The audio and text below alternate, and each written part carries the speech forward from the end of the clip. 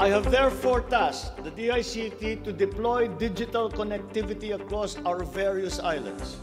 This will be done through the implementation of the National Broadband Plan.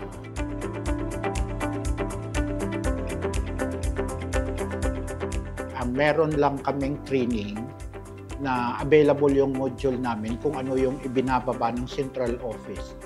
Doon sa mga basic na digital literacy, doon sa request ng mga agency katulad, even sa PNP, nakapokus sila doon sa cybersecurity.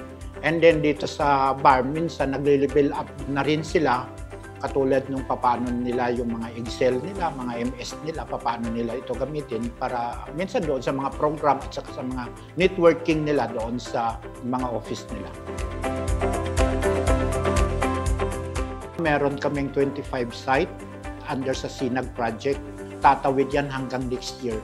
Maliban sa SINAG project, meron kaming mga initiative na kinuha namin sa GovNet and then ginawa naming free wifi katulad ng nasa mga school, nasa mga plaza, even nasa mga offices.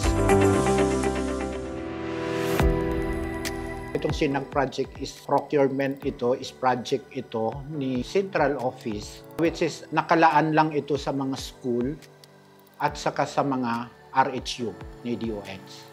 Karamihan doon sa RHU nila is nakakonek sa GovNet namin. Hindi pa rin namin masasabi na 100% is na connect namin yan.